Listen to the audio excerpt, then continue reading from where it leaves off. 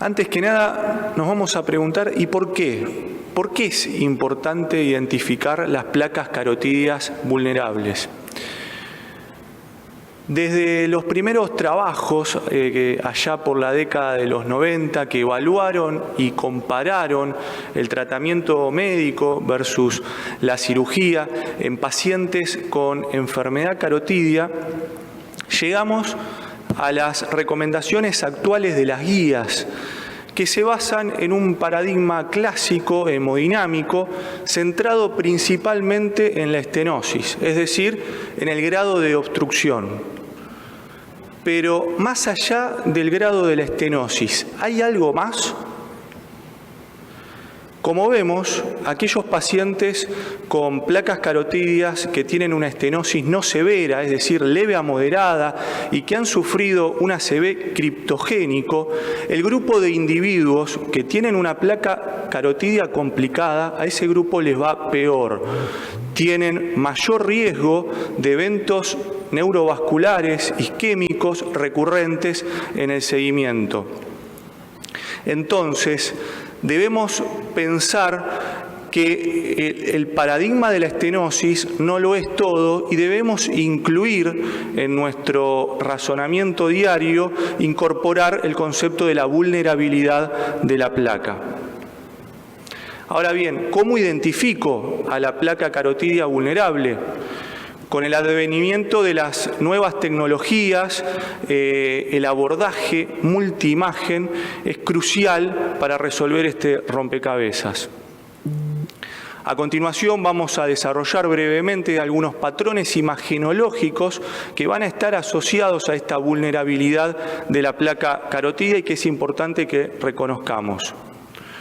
Por un lado, la identificación de este tipo de placas, como vemos en la imagen de la izquierda, placas ecolúcidas, está asociado a un mayor riesgo de eventos neurovasculares en pacientes asintomáticos como sintomáticos, independientemente del grado de estenosis.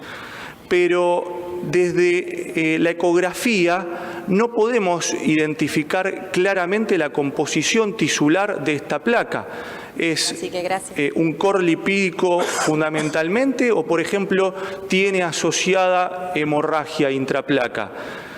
En este sentido, para definir e identificar la presencia de este otro tipo de complicación, que es la hemorragia intraplaca, la resonancia magnética es el mejor método, es el método que tiene la mejor performance diagnóstica. Este grupo de pacientes, por ejemplo, con hemorragia intraplaca, que sufren de un evento neurovascular reciente y que a su vez tienen una estenosis carotídea no severa menor al 70%, vemos que les va peor. Tienen mucho más riesgo de sufrir un nuevo evento isquémico ipsilateral con un hazard ratio ajustado de 2.12. Ahora bien, otra complicación que tenemos que tener presente es la ulceración de la placa, que también está asociada a mal pronóstico. En pacientes tanto asintomáticos como sintomáticos, la ulceración de placa tiene un riesgo de stroke de hasta 4 veces mayor. La ecografía es el primer método que vamos a tener a mano, es muy específica para diagnosticar la úlcera de placa, pero no es tan sensible. Esa sensibilidad se puede mejorar utilizando contraste, pero que no tiene una alta disponibilidad y además también nos permite reconocer, por ejemplo, como vemos en la tercera imagen, la neovasculatura intraplaca, que es otro factor de mal pronóstico. Pero el mensaje es que el mejor método para reconocer la úlcera de placa carotídea es la tomografía.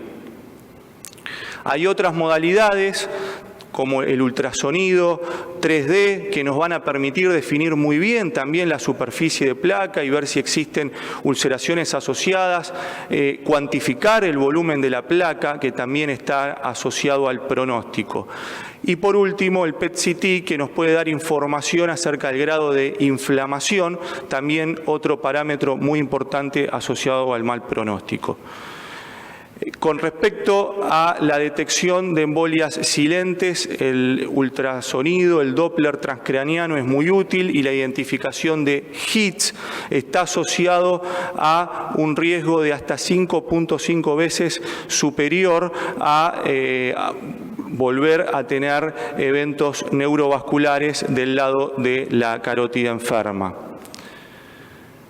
Ahora bien, con toda esta información, ¿qué nos dicen las guías? ¿Cuándo tenemos que ir a revascularizar guiándonos en la vulnerabilidad?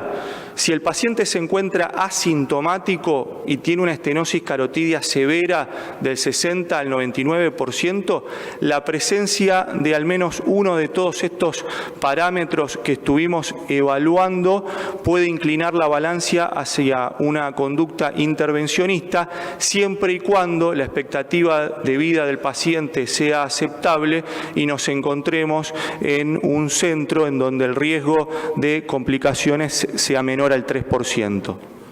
¿Qué sucede en los pacientes sintomáticos? Si a pesar de tener síntomas neurovasculares recientes, tiene una estenosis carotidia leve, menor al 50%, o bien near occlusion, y el paciente se encuentra bajo tratamiento médico óptimo, la recurrencia en los síntomas es un mal pronóstico y si a su vez asociamos alguno de estos parámetros de alto riesgo de vulnerabilidad que estuvimos viendo recientemente, también pueden inclinar la balanza hacia una revascularización, pero considerar que en este escenario la recomendación es débil, basándose principalmente en recomendaciones de expertos y luego de pasar por un carotid team. Como mensaje final, más que de placa vulnerable, tenemos que hablar de paciente vulnerable.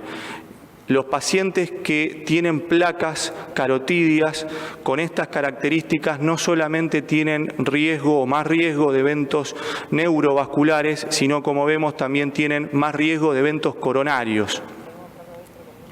Y estas son mis conclusiones. Más allá de la evaluación hemodinámica de las placas carotidias, es fundamental reconocer sus características morfológicas y composición tisular.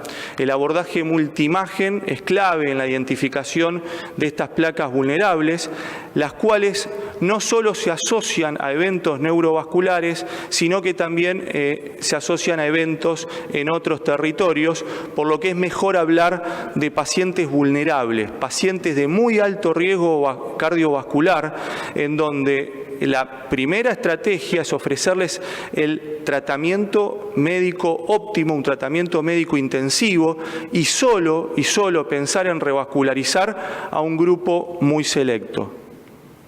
Muchas gracias.